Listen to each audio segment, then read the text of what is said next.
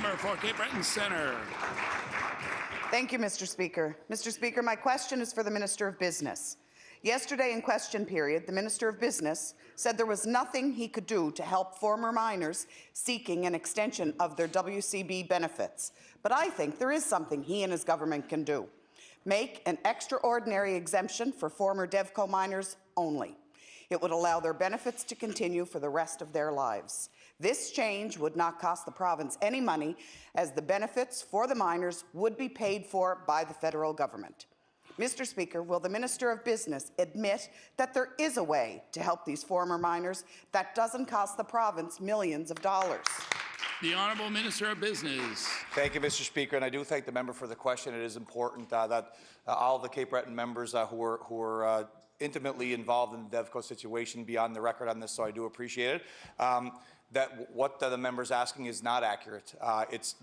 The Devco miners are federal employees, Mr. Speaker. The only mechanism we have through the Workers' Compensation Act would be to change the number from 65 to perpetuity, which wouldn't cost the province, it wouldn't be zero, it would be $1 billion. It's not something, if I can finish, please. This is a conversation that's been very unfairly categorized. The federal government have suggested, some bureaucrats have suggested that this money is sitting somewhere, when in fact what they said was if we change our legislation, they will be forced to pay. That is not a fair way to present this situation. We have met for a number of years with the Devco miners, Mr. Speaker. We want to do whatever we can to help, but we can't change our provincial legislation for federal employees. We've got to make sure that the federal government is doing what they're saying they're going to do. The Honourable Member for Cape Breton Centre. Thank you, Mr. Speaker. I find that ironic that the Premier, the Minister of Business, and the member from Sydney Whitney Pier signed letters in support of this issue. Mr. Speaker, the people who were injured in the mines deserve to have ongoing support as long as they need it. Since they were federal employees when they were injured, the federal government is responsible for paying for their extended benefits. All the province has to do, and I'll table the letter from Public Services and Procurement Canada to this effect, is to amend the WCB Act to provide earning replacement benefits for this specific group of workers past the age of 65. Mr. Speaker, with this information now, will the Minister of Business encourage his government to make the simple legislative change to allow the federal government to provide these disabled miners with continued means of survival? The Honourable Minister of Business.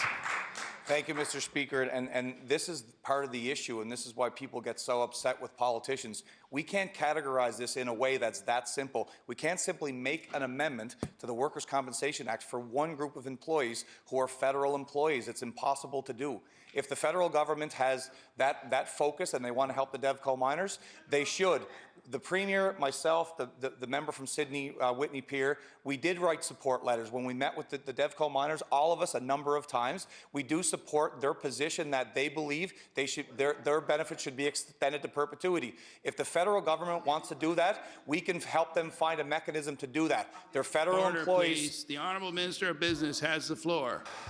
Thank you, Mr. Speaker. They're federal employees. It's a federal act. If there's a way for the province to help ensure that money gets to those Devco workers, we can, but we can't do it by amending provincial legislation. This has been formed and explained very unfairly to the point where there's an anger and a focus on the province. This is a federal government responsibility. We'll play a role and support the Devco miners, but the federal government have to do their job here.